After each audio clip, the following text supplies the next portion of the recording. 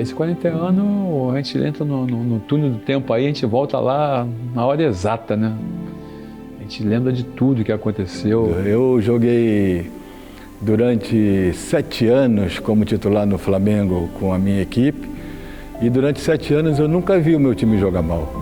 Eu nunca vi jogadores ter fase negativa, nunca vi. Então isso para mim foi uma coisa que eu fui habituado a ver jogadores jogarem bem o ano inteiro. E nessas decisões assim de Libertadores ou de Mundial, você tem que pensar que pode ser a tua última oportunidade que você vai ter na carreira e que ela pode ficar marcada positivamente como você se entristecer por não ter ganho. Então você tem que analisar todos esses itens, né, que te levam a você ser determinante, a você ser aguerrido, a você se entregar de coração para tentar buscar essas conquistas. É diferente completamente de fazer uma final de brasileiro, digamos, no Maracanã. Quando você faz fora, uma Libertadores, um Mundial, é completamente diferente. A energia é outra quando você está fora do país.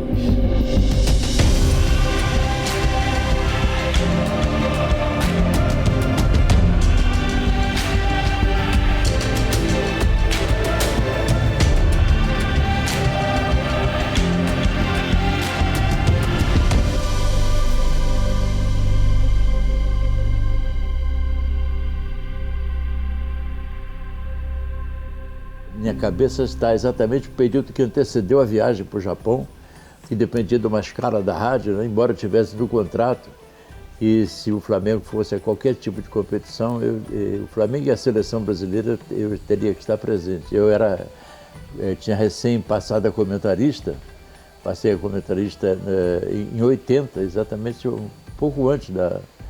E foi a primeira grande viagem que eu fiz, foi essa, depois já tinha ido à Copa do Mundo e tal, mas como repórter, mas como comentarista foi essa a mais importante de todas, nem sei se teve uma antes, tão importante que foi essa para mim. Fomos para o Japão. Coisa que eu não conheci o Japão, quase que brasileiro não tinha esse costume de ir ao Japão naquela época, né? Caramba, nós vamos lá para o Japão, essa coisa todinha, né? Eu trabalhava na Embrafilme, era uma pessoa de alto nível lá. Aí chega, minha secretária falou, consulado não, a embaixada do Japão quer falar com você. Comigo? Quer falar contigo. Aí ligamos para Brasília. Nós queremos difundir o turismo no Japão. O que você acha razoável para levar a galera? Você não tem ideia o que era no Japão naquela época. Hoje você vai via Dubai, leva 38, 40 horas. Imagina naquela época. Era absurdo. Rio, Lima, ficava em Lima 3, 4 horas, Lima, Los Angeles, ficava em Los Angeles 2, 4 horas, Los Angeles, Tóquio.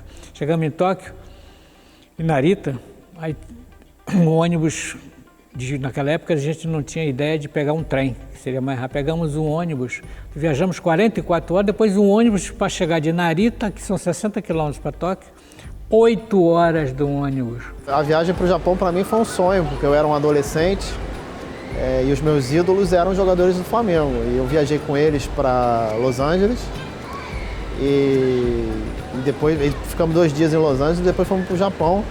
E eu me lembro que tinha muita brincadeira no grupo, era um grupo muito unido. Todo mundo descontraído, ficamos uma semana em Los Angeles curtindo os Estados Unidos, Hollywood, a Calçada da Fama. Todo mundo feliz, rindo bastante com o Peu, né? Porque o Peu já é uma figura, né? Então o Júnior, que era muito gozador e brincalhão, dizia pro Peu que o Peu tinha que raspar o bigode, porque se ele já tinha visto algum japonês com bigode, que não podia entrar no Japão com bigode. Eu me lembro que foi uma curtição daqui até lá com o Peu e até que o Peu raspou o bigode. Quer dizer, isso tudo foi para minha conta, mas eu fui só o veículo para falar com ele. Por quê? O Peu tinha deixado crescer um bigode. Eu já usava aquele bigode meio mexicano na época. Só que antes o visto para o Japão era uma folha desse tamanho, né? E que tinha a fotografia. Quando ele estava olhando lá esse visto lá, eu olhei que ele estava sem bigode na fotografia, né? Aí falei para ele, cara, tu vai chegar lá e vão te botar no avião de volta, vão te deportar. Pô, por quê? Falei, tu tá sem bigode na foto. Ele falou, deixa eu ver a tua. Eu mostrei, falei, mas você também tá. Eu falei, ó, só que aqui embaixo, estava escrito em japonês, eu pedi autorização para entrar lá com bigode, cara. Ele falou, não é possível. Eu falei, pô, fala com o Bosco lá, cara. E o Bosco também já era outro que alimentava essas coisas. Ele falou, Pio, quando chegar lá a gente vai ter que resolver isso, não sei o que vai acontecer. E ele foi preocupado, isso a gente estava saindo de Los Angeles para Tóquio, né? Não deu outra, né? Ele foi no banheiro do avião, raspou o bigode, aí chegou para a galera, e agora? Agora não tem problema para eu entrar, né? Você imagina as gargalhadas e as brincadeiras que foram feitas com ele.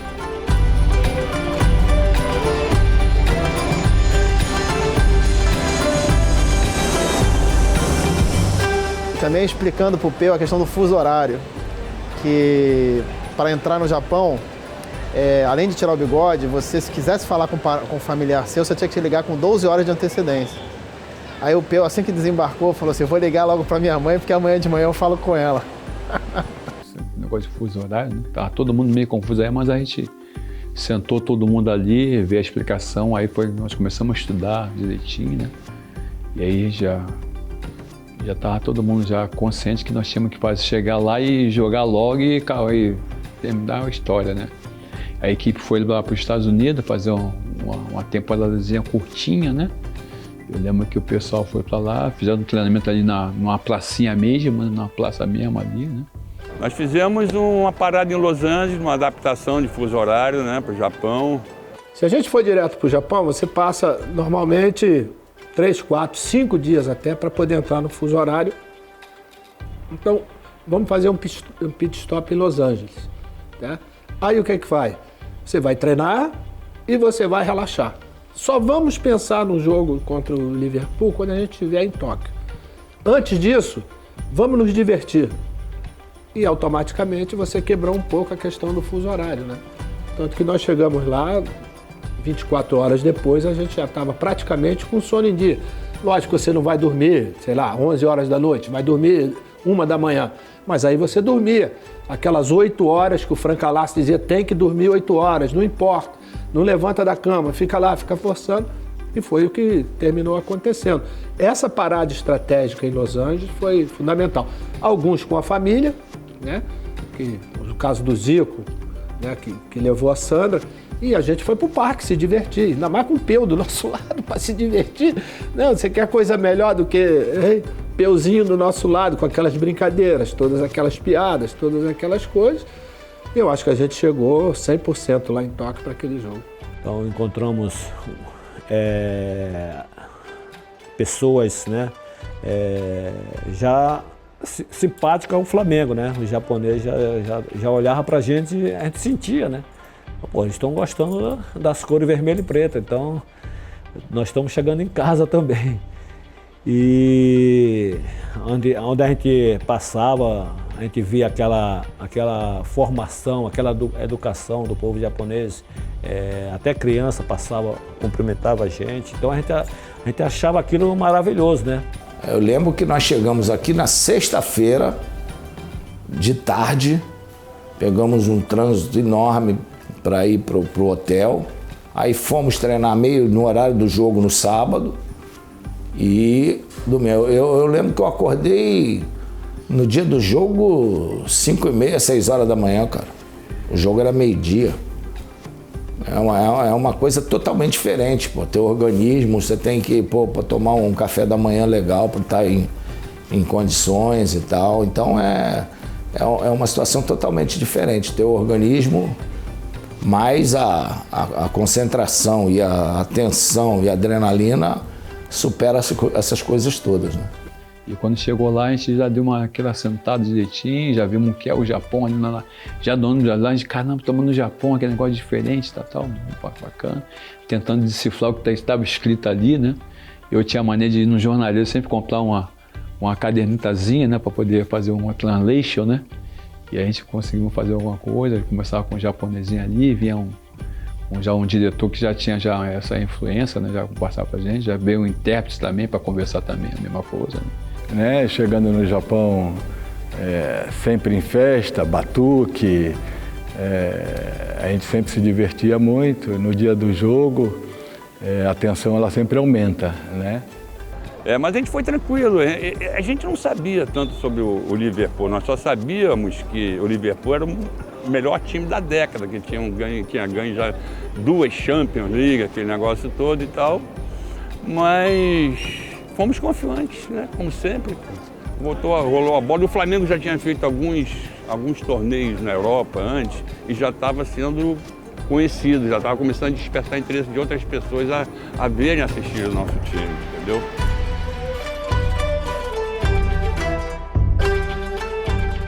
Só não foi melhor porque eu não pude nem me equipar para entrar em campo. Mas viajei com eles. Inclusive o Júnior fala que eu tenho um tantã muito safado, porque eu saí tocando tantã. Na verdade, ele bagunçou meu coreto, mas eu não toco nada mesmo. Estava com aquilo na mão, olha, também o japonês não sabe o que tá vindo do outro lado. E aquilo foi maravilhoso.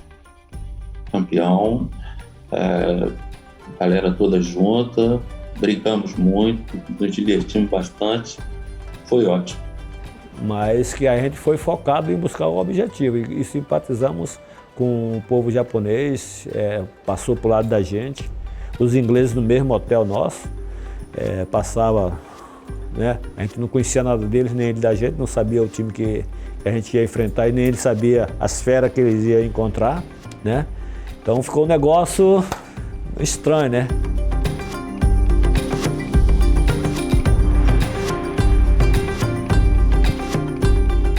O adversário nosso, nós não tínhamos esse conhecimento que nós tínhamos hoje. Nós sabíamos que era a grande equipe, que era o grande time do futebol europeu, com jogadores que eram compostos de 7 ou 8 jogadores, tudo em seleções de seus países. Então, realmente era uma seleção. E naquela época houve um desprezo do Liverpool, houve um menosprezo muito grande. Achavam que iam ganhar, futebol sul-americano, coisa, não levaram muito em consideração. Nós tomamos conhecimento disso, eu estudei demais. Fui ajudado muito por Jair dos Santos, que era o famoso espião que ajudava o Cláudio Coutinho na seleção, o Zagallo na seleção. Ele me ajudou muito, com recortes, com jornais, com tudo, me informou muito, com vídeos, me municiou. E isso foi passado aos jogadores. Né? Mas nós tivemos um grande respeito por esse adversário. O europeu, eles ainda tinham tudo para ter muito mais vitórias naquele período, porque eles pegavam sempre o time sul-americano desgastado. Era sempre o último jogo, eles estavam na flor do momento, meio de temporada, todo mundo bem e tal. Então, fuso horário para nós era complicado. Nosso time estava focado daquilo que a gente precisava, que a gente precisava do resultado, precisava voltar lá como campeão do mundo. Eu lembro que nós já chegamos na manhã, nós chegamos no Batucano, cantando samba, eu alegre pra caramba, todo descontraído. Comissão técnica feliz da vida, porque a gente estava tranquilo, né, quanto o jogo, né.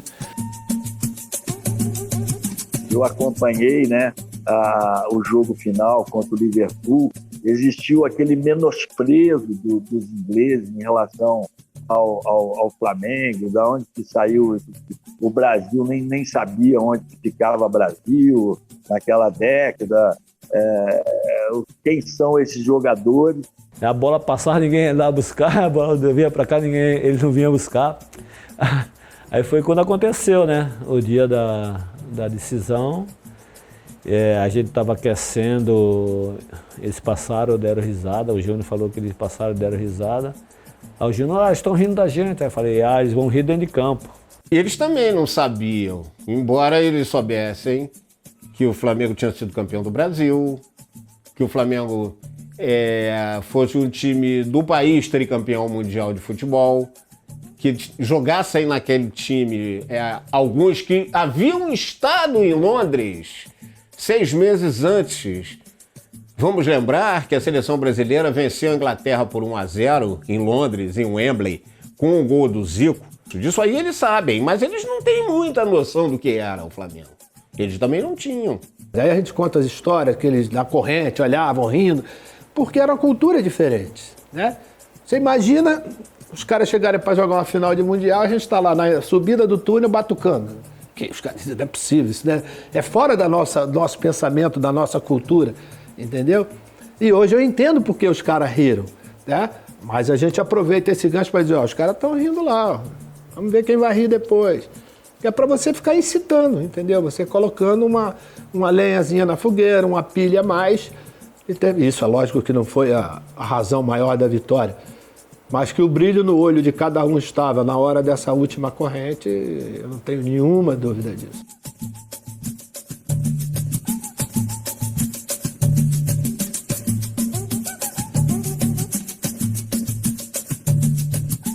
Mas a gente sabia que o Liverpool era o bicho-papão naquela época dessa competição, né? Ele já tinha ganho 2 ou 3, né, seguidos. Então, mas assim, ó, eu acho que o time estava tão preparado para ganhar tudo, sabe? Porque a cabeça dos jogadores naquela época, na nossa equipe, era só treinar com prazer e jogar com prazer para dar alegria ao torcedor, sabe? Então todo mundo tinha isso dentro de si, então só bastava se unir essas forças, né? E encarar qualquer adversário que viesse. Quanto melhor era o adversário, você teria que mostrar mais futebol, e foi o que o Flamengo mostrou naquele dia. E aí a gente já consciente que ali estava o Golias, né, para fazer um grande jogo ali, né? Nós entramos e foi aquilo que vocês viram, né? Eu não sei se você viu? Eu estava mais preocupado com o jogo, com o frio, estava frio, para goleiro isso é ruim, né? E a bola não foi lá de jeito nenhum, foi 2 ou 3 bolas só. Então eu não achei que houve assim menosprezo. Eles desconheciam o time do Flamengo, não sabiam, podia saber o Zico de nome, o Júnior, né? O resto eles não sabiam quem era. Nem nós também vimos com tanta regularidade o Kenny Dalglish, Grobbelaar, Thompson, nada. A gente sabia, são bons jogadores, mas a gente não via jogar. E eles foram, a palavra certa, surpreendidos. Eles não conheciam. Diz o Zico que a gente sabia mais do que propriamente ele, porque o Coutinho tinha, o Carpegiani tinha uma pessoa que estava procurando saber, entendeu?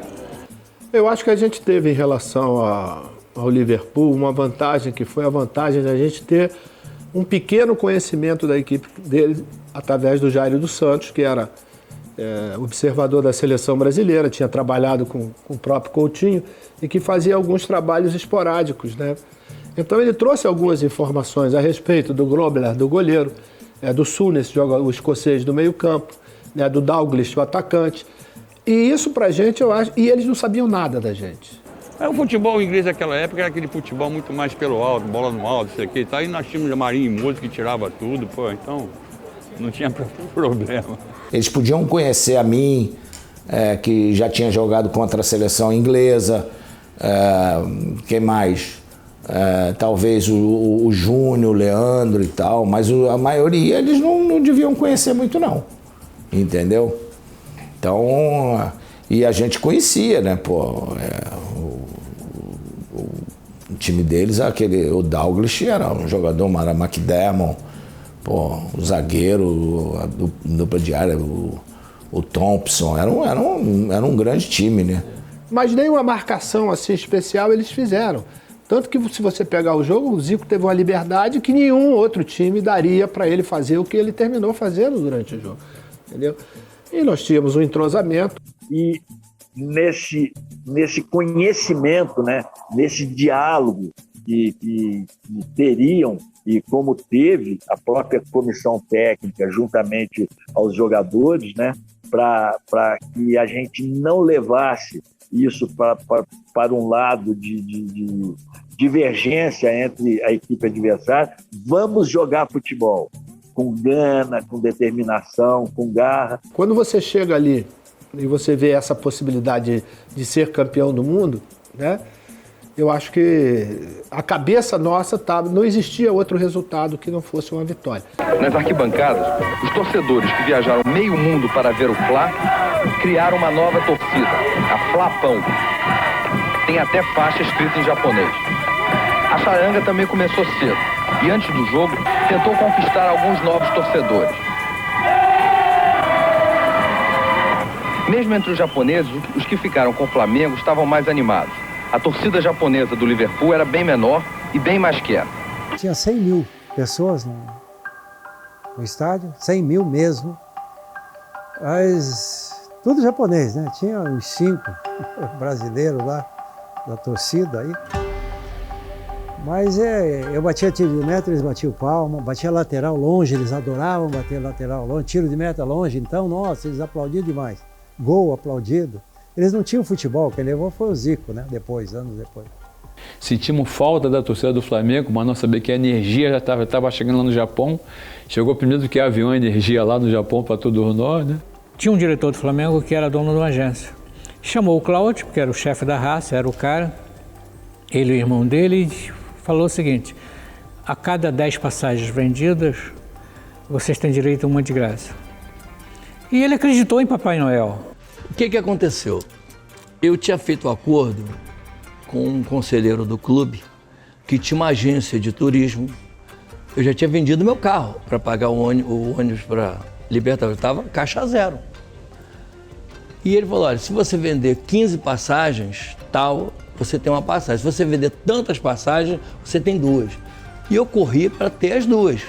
E eu não vendi só o Rio-Tóquio, eu vendi o Rio, Tóquio e depois Havaí.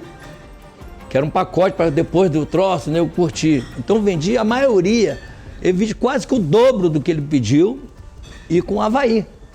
Quando eu fui para pegar minhas passagens, ele já tinha saído do Rio e foi para a Europa e só deixou uma passagem. Não, o acordo era isso. Ah, mas só deixou, não tinha como, não tinha celular, não tinha nada, né? Não, então eu não vou. Eu não vou porque meu irmão me ajudou em tudo, meu irmão era amigo daqueles alucinados. Falei, não, isso seria injusto. Eu vou e meu irmão não vai. Falei, então não vou. Aí abri mão de ir. Eu acho que foi justo, não me arrependo. Porque seria injusto, meu irmão não ir, eu estar lá. Mas aí aconteceu que me pediram, o Márcio me ligou. Foi o Márcio que me ligou. Márcio, pô, Claudio, nós vamos fazer uma festa na Lapa, vamos botar um telão. Poxa, queria que você tomasse conta, então dizer que você não vai. Eu falei, não, deixa comigo, mano. Papai alugou um carro, um trio elétrico, chamado Sambulante, que depois virou até um apelido meu na raça. Chefinho Sambulante, Chefinho Sambulante! Eu não levei faixa da raça, porque eu imaginava que o Cláudio fosse. Fomos para o Japão sem faixa da raça, chegamos lá, as mulheres dos jogadores ajudaram a gente a fazer uma faixa. Nós compramos pano, preto e vermelho, elas costuraram no saguão do hotel, fizemos raça rubro-negra com esparadrapo e botamos no estádio. A gente constatou uma coisa, que os japoneses estavam a torcer pra gente, sabe? Então eles começaram também a batucar na arquibancada e aquilo começou a motivar muita gente. É diferente, né? A torcida lá é diferente, são mais frios, né, cara? Aqui não, aqui o torcedor vibra, o torcedor se emociona, o torcedor joga o rádio pra cima, o torcedor sabe. Lá não, eles são um torcedor mais contido, né? É bem diferente, mais frio, tá entendendo? Mas, como falei, nosso time estava focado daquilo que a gente precisava, que a gente precisava do resultado, precisava voltar lá como campeão do mundo, né? Porque a gente sabia que poderia ser a nossa última oportunidade, como foi. E em termos de torcida, a torcida do Flamengo é especial, é única, sabe? Né? O europeu, o japonês, eles são muito, muito frios, né? Então eles não vivem o futebol, não vibram como o nosso torcedor. A torcida toda nossa, que a Toyota, que era a patrocinadora, deu 5 mil bandeiras para o Flamengo, 5 mil bandeiras inglesas do Liverpool. A gente conseguiu roubar as bandeiras do Liverpool, escondeu, e do Flamengo todo mundo que estava, você pode ver no estádio, era todo rubro-negro. E aí nós fomos pro jogo, aí eu acho que foi um dos melhores primeiro tempo que nós fizemos lá na década, né? Jogamos muito bem, todo mundo à vontade, tocando bem a bola, né? Eu lembro que ele jogava, quando nós começamos a estudar o time dele, nós já fizemos o reconhecimento, como é que ele jogava em linha, né? E todo time que jogava em linha, quando o Flamengo era fatal, porque a gente tinha a saída do Nunes pela lateral, né? E aí nós estávamos muito à vontade, né? E os meninos, como eu digo, o Moza ali, o pessoal mais novo ali, tava ali naquela, a gente sempre cobrando, ó, vamos lá, seriedade. Tinha o Moza e o Marinho, dois edifícios lá atrás, né? O Raul também, né? E aí determinou que tanto o Leandro como o Júnior tinha que pegar já na frente, né? E a gente começava a rodar a bola, né? Tinha jogador de qualidade, tocar na bola, né? O importante era a gente praticar o nosso futebol e foi aquilo que nós fizemos. Conseguimos dominar por completo o jogo, né? Não deixamos eles atacarem como gostariam de fazer, neutralizamos as jogadas de corredor, que era o forte deles, era pela lateral e meter a bola dentro da área, a gente conseguiu neutralizar essa questão toda. Todas essas jogadas que foram feitas no jogo contra o Liverpool, não foi por acaso. Todo mundo tinha um trato com a bola muito legal, né? Sabia dominar, sabia tocar a bola, sabia driblar, sabia proteger a bola, né? E juntamente com a qualidade e a força que cada um tinha, né? Todo mundo foi bem condicionado, foi bem preparado, né? Então essa chegada lá, essa caminhada aí foi de muito treinamento, né?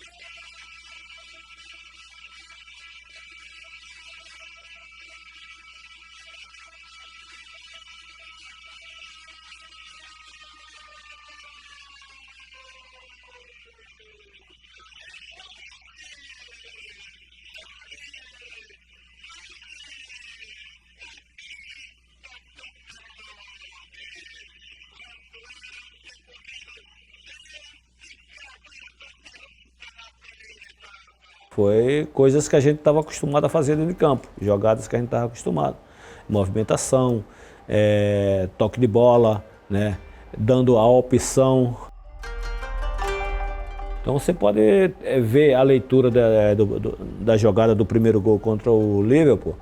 Quem estava com a bola era eu, pelo lado esquerdo, lá perto do Júnior, né?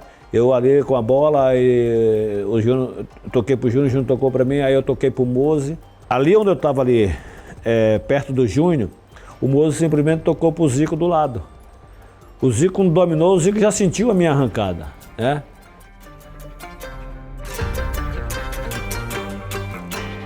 Porque o zagueiro estava vindo para encurtar o espaço, abafar, só que o Zico já sabia o que o Zico ia fazer.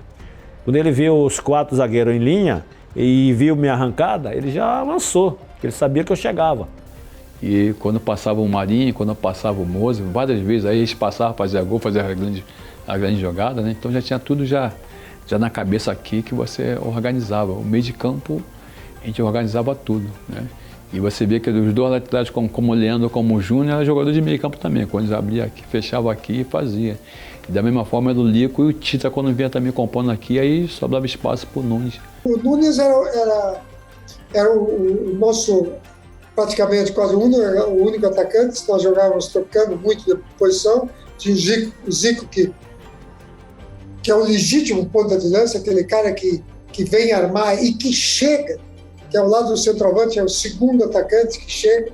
Tinha Tita do lado, Lica do outro. Eu tinha um overlap que eu treinava muito, ou seja, a ultrapassagem. Tocava, né? Leandro tocava com o Tita, que eu acho que é o melhor overlap, ou seja, a ultrapassagem, né? De tocar a bola e passar, a gente chama de overlap, ultrapassagem.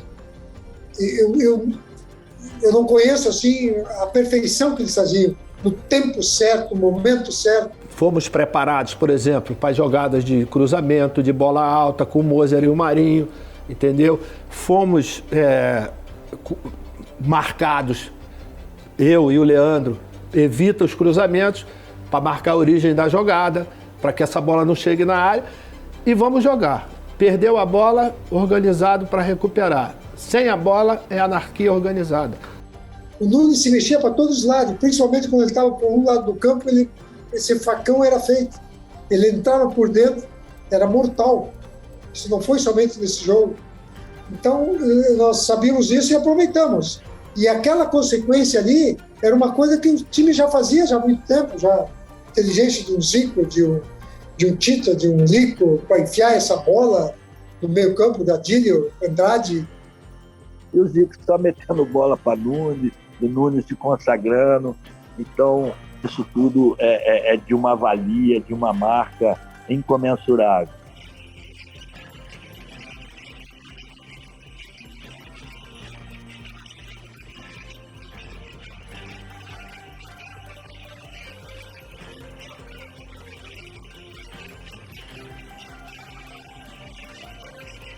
A Alt tentou rodar aqui, o cara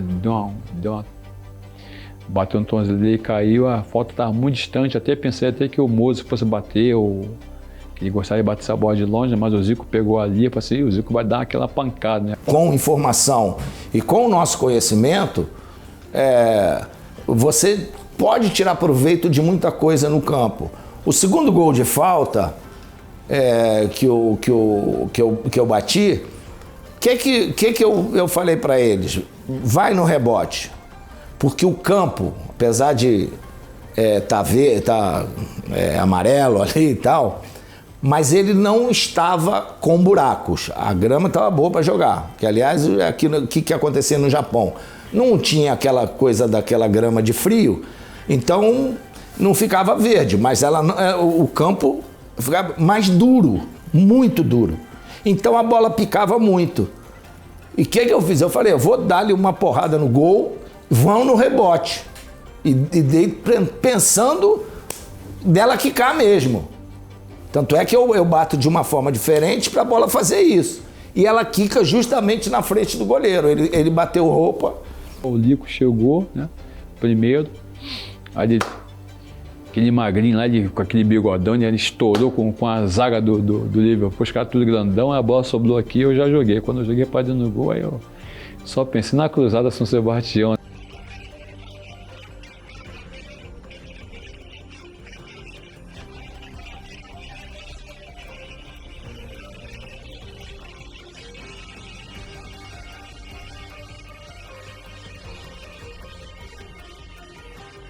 Caramba, marquei o gol, tinha prometido ser campeão, tá?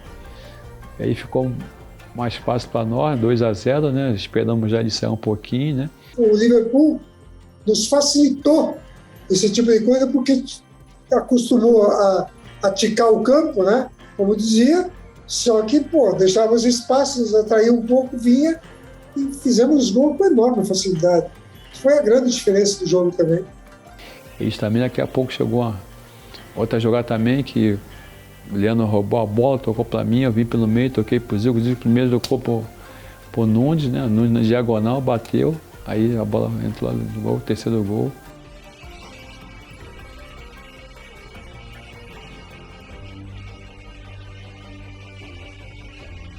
O futebol inglês era referência.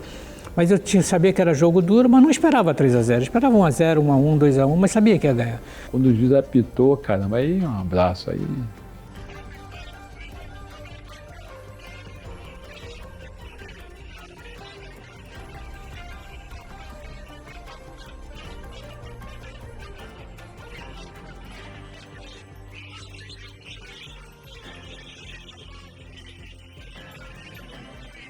Mas ele não sai da minha cabeça, porque aquele momento para mim foi mágico. Eu achava que eu tinha jogado, eu achava que eu tinha dado passe para o Nunes, eu tinha achado que eu tinha dado passe para o Adílio, eu tinha achado que eu tinha chutado bola na trave, eu sonhava com isso. Eu sonhava de ter participado lá dentro do campo com eles.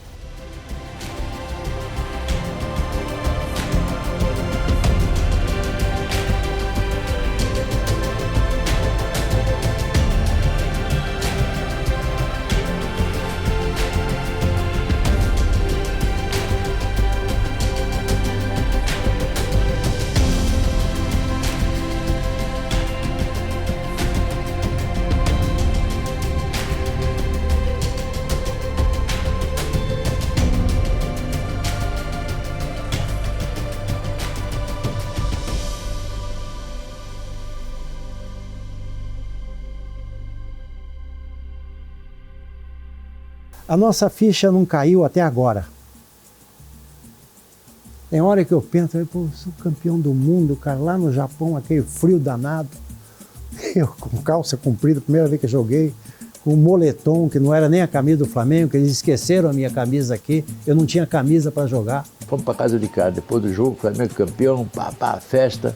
Chegamos na entrada, veio lá a japonesa, perguntou, os senhores têm reservas? Não, não temos. Ah, então, um momento só. Aí ficamos sentados lá fora, esperando.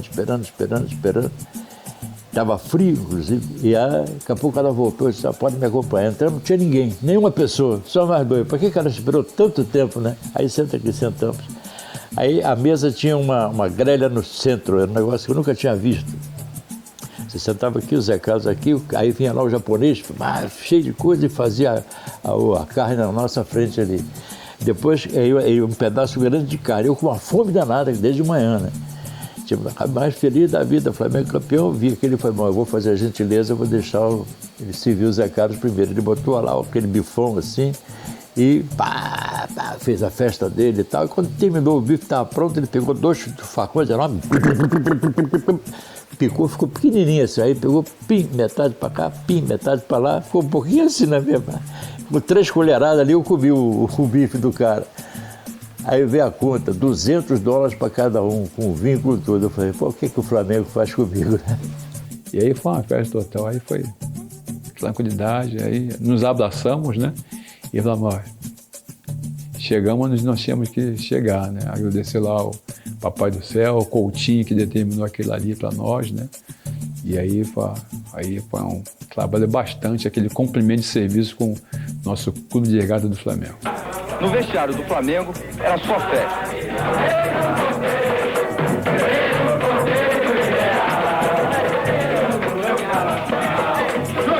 Carnaval em dezembro no Rio. Eu acho que a gente fica satisfeito de proporcionar tudo isso para a torcida rubro-negra. Eu acho que realmente foi um grande presente de Natal. E a festa continuou na saída do estádio e nas ruas de Tóquio. Amanhã, o time do Flamengo viaja e vai de férias. Férias dignas de campeões mundiais. Férias no Havaí.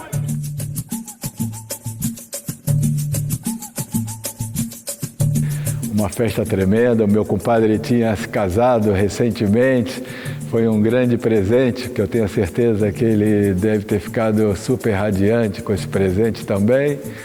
O presente maior foi o casamento, como é óbvio, né? Mas nós podemos dar uma vitória de campeão do mundo no dia do seu casamento, foi ótimo, né?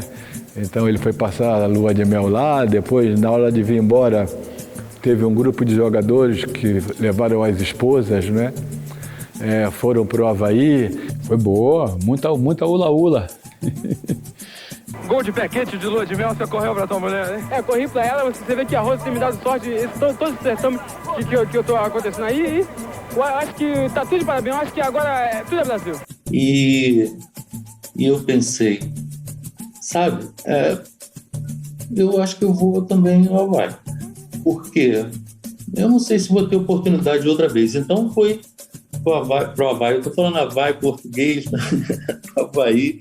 Então eu preferi vir embora, né? E os casados foram todos eles lá para o Havaí, se divertiram bastante, depois chegaram aqui também, aí nos encontramos todos, fomos todo mundo comemorar.